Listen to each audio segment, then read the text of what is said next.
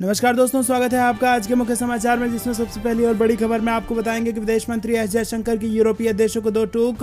Order सुनने का आदि नहीं है भारत, अपनी शर्तों पर करेंगे दुनिया से बात। दूसरी बड़ी खबर में जिक्र होगा कि पुलवामा में सुरक्षा बलों और आतंकियों के बीच मुठभेड़, 3 आतंकियों को घेरा, 1 सैन्य कर्मी घायल। तीसरी बड़ी खबर में आपको बताएंगे कि आकाश मिसाइल्स के एडवांस वर्जन का सफल परीक्षण, जमीन से आसमान में दुश्मन को गिराने में सक्षम। चौथी बड़ी खबर में जिक्र होगा कि मिशन 2024 से पहले यादव वोट बैंक पर बीजेपी की नजर। और इसी के साथ आपको बताएंगे कि अब राजपाल यादव और निरहुआ क्यों हुए खास। और इसी के साथ पांचवी बड़ी खबर में आपको बताएंगे कि पीएम मोदी ने तेल की बढ़ती कीमत को लेकर विपक्षी पार्टी शासित राज्यों पर साधा निशाना। दोस्तों, हर एक खबर की गहराई में आपको ले जाएंगे, लेकिन उससे पहले अगर आपको विदेश की सेना और पीएम मोदी पर पूरा भरोसा है तो आप अभी इस वीडियो को लाइक कीजिए, और अगर चैनल पर नए हैं तो लाल बटन को दबा के चैनल को सब्सक्राइब करके घंटी बजाकर कमेंट में लिखिए जय हिंद। दोस्तों, रुक करते हैं सबसे पहली और बड़ी खबर की तरफ। विदेश मंत्री एस जयशंकर की यूरोपीय देशों को दो टूक। ऑर्डर सुनने का आदि नहीं भारत, अपनी शर्तों पर करेंगे दुनिया से बात। जी हां दोस्तों, विदेश मंत्री एस जयशंकर ने बुधवार को कहा कि भारत अपनी शर्तों पर दुनिया से रिश्ते निभाएगा और इसमें भारत को किसी की सलाह की जरूरत नहीं है। रायसीना डायलॉग में विदेश मंत्री एस जयशंकर ने कहा कि वो कौन है समझकर दुनिया को खुश रखने की जगह हमें इस आधार पर दुनिया से संबंध बनाने चाहिए कि हम कौन हैं, दुनिया हमारे बारे में बताए और हम दुनिया से अनुमति लें वाला दौर खत्म हो चुका है। विदेश मंत्री ने भी कहा कि अगले 25 सालों में भारत वैश्वीकरण का केंद्र होगा। रुक करते हैं अगली बड़ी खबर की तरफ। पुलवामा में सुरक्षा बलों और आतंकियों के बीच मुठभेड़, 3 आतंकियों को घेरा, 1 सैन्य कर्मी भी हुआ घायल। जी हां दोस्तों, आपको बता दें कि दक्षिण कश्मीर के पुलवामा जिले के अंतर्गत पड़ने वाले मित्रीगाम इलाके में आतंकियों के छिपे होने की सूचना मिली। पुलवामा पुलिस ने सेना और सीआरपीएफ के जवानों की मदद से क्षेत्र में आतंकियों की धरपकड़ के लिए तलाशी अभियान छेड़ा, और इसी दौरान एक जगह पर छिपे आतंकियों ने सुरक्षा बलों पर फायरिंग शुरू कर दी। पहले तो सुरक्षा बलों ने आतंकियों को आत्मसमर्पण करने की चेतावनी दी, लेकिन आतंकियों ने इसे अनसुना कर सुरक्षा बलों पर फायरिंग शुरू कर दी। दोनों ओर से फायरिंग जारी है। पुलिस के एक वरिष्ठ अधिकारी के अनुसार 2 से 3 के करीब आतंकियों की घेराबंदी कर ली गई है। आसपास के क्षेत्र में लोगों को निकाल लिया गया है और पूरे क्षेत्र की घेराबंदी कर ली गई है। ड्रोन की भी मदद ली जा रही है ताकि इससे पता चलेगा कि आतंकियों की संख्या कितनी है और उनके पास किस किस तरह के हथियार हैं। रुक करते हैं अगली बड़ी खबर की तरफ। आकाश मिसाइल के एडवांस वर्जन का सफल परीक्षण, जमीन से आसमान में दुश्मन को गिराने में सक्षम। जी हां दोस्तों, जैसलमेर में बुधवार को आकाश मिसाइल के एडवांस वर्जन का सफल परीक्षण किया गया। ये परीक्षण पोखरण फील्ड फायर रेंज में किया गया और ये मिसाइल जमीन से आसमान में मार करने में सक्षम है। जानकारी के मुताबिक मिसाइल ने टारगेट को सफलतापूर्वक ध्वस्त कर दिया। पिछले 3 दिनों से डीआरडीओ के अधिकारी परीक्षण की तैयारियों में जुटे थे। मिसाइल की खास बात है कि ये दुश्मन के विमानों का पता लगाकर आसमान में ही ध्वस्त करने में सक्षम है। ये मिसाइल विमान को 30 किलोमीटर दूर और 18,000 मीटर ऊंचाई तक टारगेट कर सकती है। परीक्षण सफल होने के बाद डीआरडीओ और आर्मी के अधिकारियों ने एक दूसरे को बधाई दी। दोस्तों, रुक करते हैं अगली बड़ी खबर की तरफ। पीएम मोदी ने तेल की बढ़ती कीमतों को लेकर विपक्ष शासित पार्टियों और राज्यों पर साधा निशाना। जी हां दोस्तों, आपको बता दें कि प्रधानमंत्री नरेंद्र मोदी ने वीडियो कॉन्फ्रेंसिंग के जरिए देश में कोविड-19 की स्थिति पर राज्यों के मुख्यमंत्रियों के साथ समीक्षा बैठक की। पीएम मोदी के इस बैठक में पेट्रोल और डीजल की कीमत को लेकर भी चर्चा हुई और उन्होंने कहा कि नागरिकों पर पड़ रहे बोझ को राज्य सरकार वैट कम करके कम करें। पीएम मोदी ने कहा कि महाराष्ट्र, पश्चिम बंगाल, तेलंगाना, आंध्र प्रदेश, केरल, झारखंड, तमिलनाडु ने किसी न किसी कारण से केंद्र सरकार की बातों को नहीं माना और उन राज्य के नागरिकों पर बोझ पड़ता रहा। मेरी प्रार्थना है कि नवंबर में जो करना था अब वैट कम करके आप नागरिकों को इसका लाभ पहुंचाएं। प्रधानमंत्री ने कहा कि ये बात सही है कि वैट कम करने से राज्यों को आर्थिक नुकसान होता है, लेकिन गुजरात और कर्नाटक ने वैट कम करके लोगों को राहत दी है, लेकिन कुछ राज्यों ने केंद्र की बात को नहीं माना। पेट्रोल डीजल की बढ़ती कीमत का बोझ कम करने के लिए केंद्र सरकार ने एक्साइज ड्यूटी में पिछले नवंबर को कमी की थी। राज्यों से भी आग्रह किया गया था कि वो अपने यहाँ टैक्स कम करें। कुछ राज्यों ने तो अपने यहाँ टैक्स कम कर दिया, लेकिन कुछ राज्यों ने अपने लोगों को इसका लाभ नहीं दिया। दोस्तों, रुक करते हैं अगली बड़ी खबर की तरफ। मिशन 2024 से पहले यादव वोट बैंक पर बीजेपी की नजर।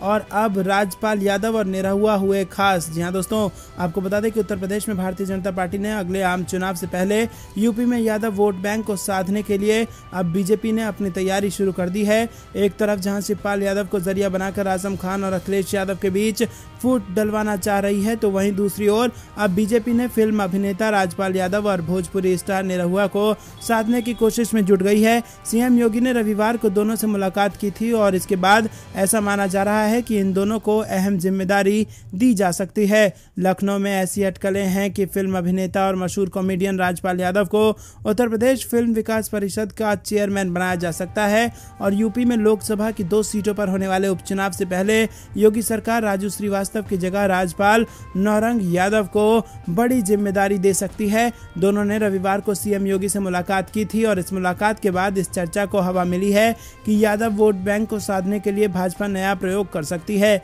दोस्तों, रुक करते हैं अगली बड़ी खबर की तरफ। झारखंड से बड़ी खबर, बिजली संकट को लेकर बीजेपी ने सरकार को घेरा, रांची सहित कई जिलों में किया प्रदर्शन। जी हां दोस्तों, आपको बता दें कि झारखंड में चल रहे बिजली संकट पर प्रदेश की प्रमुख विपक्षी पार्टी बीजेपी राज्य सरकार पर हमलावर है। बुधवार को बीजेपी ने राजधानी रांची सहित राज्य के कई जिलों और अनुमंडलों में से इस मुद्दों पर प्रदर्शन किया और रांची में पार्टी के प्रदेश अध्यक्ष और सांसद दीपक प्रकाश की अगुवाई में मोरहाबादी स्थित बापू वाटिका में सैकड़ों बीजेपी कार्यकर्ता जुटे और बिजली संकट को लेकर राज्य सरकार से इस्तीफे की मांग की। दीपक प्रकाश ने मौके पर कहा कि राज्य में बिजली कटौती अभूतपूर्व है और इसके लिए राज्य का ठेका पट्टा वाली सरकार जिम्मेदार है और इसी के साथ इस सरकार का केवल एक ही मकसद है, किसी तरह से झारखंड की खनिज संपदा को लूटना।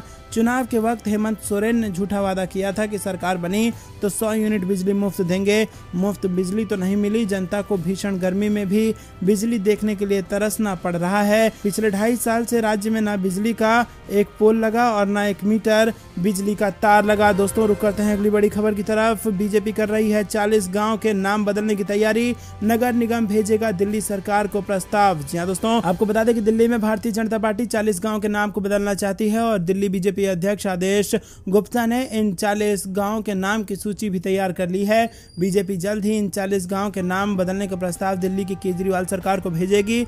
इससे पहले भी दक्षिणी दिल्ली के मोहम्मदपुर का नाम बदलकर माधवपुरम करने का प्रस्ताव बीजेपी ने दक्षिण दिल्ली नगर के पास कर दिल्ली सरकार को भेजा था, जिस पर दिल्ली सरकार ने अभी तक कोई जवाब नहीं दिया है। वहीं अब बीजेपी दिल्ली के 40 गांव का नाम बदलना चाहती है। 40 गांव के नाम बदलने के पीछे बीजेपी ने तर्क दिया है कि ये नाम गुलामी के प्रतीक है और यहाँ रहने वाले लोग खुद ही इसका नाम बदलना चाहते हैं। दोस्तों, रुक करते हैं अगली बड़ी खबर। एक साथ 78,000 से ज्यादा तिरंगे फहरा कर रच दिया इतिहास, Guinness book of world record में नाम हुआ दर्ज। जी हाँ दोस्तों, भारत ने इतिहास रचा और 23 अप्रैल को एक साथ सबसे ज्यादा राष्ट्रीय ध्वज लहराकर Guinness book of world record में अपना नाम दर्ज करा दिया। इस ऐतिहासिक दिन केंद्रीय गृह मंत्री अमित शाह भी मौके पर मौजूद थे और सांस्कृतिक मंत्री ने कहा कि 23 अप्रैल को भारत ने बिहार के भोजपुर में वीर कुंवर सिंह विजयोत्सव कार्यक्रम में एक साथ 78,220 झंडे लहराकर Guinness book of world record में प्रवेश किया है। इस प्रयास को Guinness book of world record के प्रतिनिधियों ने देखा और सहभागियों को शारीरिक पहचान के लिए बैंड पहनाने के लिए कहा गया। वहीं गिनेस वर्ल्ड रिकॉर्ड सर्टिफिकेट में कहा गया है कि भारत में आजादी का अमृत महोत्सव मनाने के लिए गृह मंत्रालय और सांस्कृतिक मंत्रालय ने 23 अप्रैल 2022 को बिहार के भोजपुर के जगदीशपुर में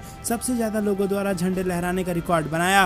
रुख करते हैं अगली बड़ी खबर की तरफ। मोदी सरकार के 8 साल राष्ट्रव्यापी जश्न मनाएगी बीजेपी, हर घर पहुंचेंगे कार्यकर्ता। जी हाँ दोस्तों, आपको बता दें कि साल 2014 के लोकसभा चुनाव के नतीजों से पहले ही लोग ये मान चुके थे कि केंद्र में बीजेपी की सरकार आ रही है। नरेंद्र मोदी जी देश के नए प्रधानमंत्री बन रहे हैं और उस चुनाव में जनता के बीच बीजेपी को लेकर जो उत्साह दिख रहा था वो अब तक कायम दिख रहा है। नरेंद्र मोदी की अगुवाई में बीजेपी ने 2014 में जो सरकार बनाई वो अब 8 साल पूरे करने जा रही है और अब नरेंद्र मोदी सरकार के 8 साल पूरे हो रहे हैं तो भारतीय जनता पार्टी कोई जश्न ना मनाए, ऐसा हो सकता है क्या?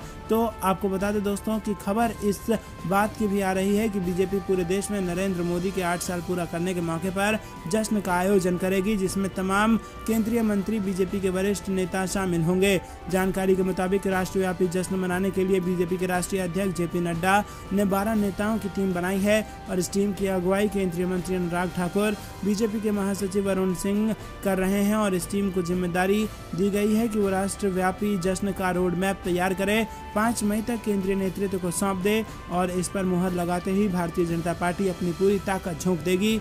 नरेंद्र मोदी सरकार के 8 साल पूरा होने के मौके पर जश्न मनाने के लिए इस खास टीम में अनुराग ठाकुर, अरुण सिंह के साथ साथ केंद्रीय मंत्री राजीव चंद्रशेखर और इसी के साथ कई सारे नेता शामिल थे। रुक करते हैं अगली बड़ी खबर की तरफ। भारत के रुख पर उठ रहे सवालों का विदेश मंत्री ने दिया जवाब, यूरोपीय मुल्कों को दिखाया आईना। जी हाँ दोस्तों,